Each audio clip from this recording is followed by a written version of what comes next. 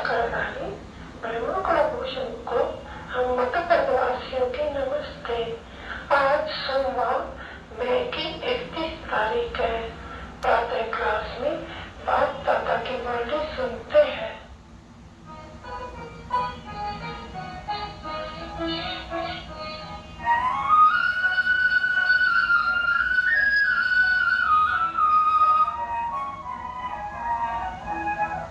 सुनी हो माता पिता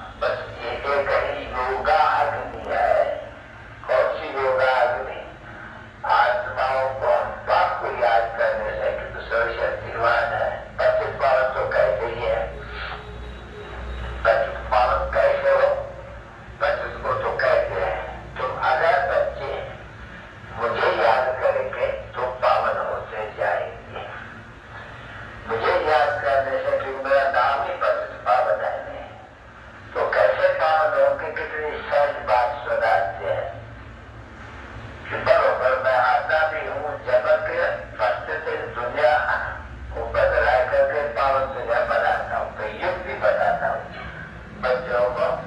ये बच्चे आज बच्चे बनते हैं, सुनेंगे तो वही था, वो गाय वाला तो नहीं सुनेंगे। तो बच्चों को कहा जाते हैं, कौन कहते हैं? शिव बाबा कहते हैं। तो भगवान कहो, शिव को भगवान ही कहते हैं, प्रभु कहते हैं, ईश्वर कहते हैं, गॉड कहते हैं, सब नाम है अनेक भाषाओं में। यानी बात तो एक है, जब बच्चे हैं तो जो बच्चे बनते हैं उनको बात करते हैं बच्चे, और मुझे याद करो। इससे याद अग्नि व योगा अग्नि जो बहुत ही नामी ग्राम्य भारत का प्राचीन योग, और प्राचीन योग जिससे भारत स्वर्ग बना, जिससे भारतवासियों ने पाप से बचा लिया बेहद सुख का। इसलिए थोड़ा प्राचीन योग किसने सिखलाया? वो शब्द है कि कृष्ण ने सिखलाया। तो गीता है प्राचीन सबसे सरल शास्त्रमयी श्रोमणी श्रीमद् भगवत गीता। यह है प्राचीन सबसे पुराना नंबर 1। कहा जाते हैं माई बाप, गीता माता कहा जाते हैं बच्चे। ऐसे कोई भी शास्त्रों में माता नहीं कहा जाते हैं। तो प्राचीन समय की बात की ये महिमा गाई जाती है। प्राचीन में गीता के भगवान ने ये राजयोग सिखलाया। उसने ही कहा भगवान ने, अभी भगवान तो समझाया गया बच्चों को, भगवान सबका एक है। कृष्ण को भगवान तो कह नहीं सकते हैं, ब्रह्मा विष्णु शंकर को कह नहीं सकते हैं, मनुष्य मात्र को वासुक्यम देवता इनको भगवान नहीं कहा जाता।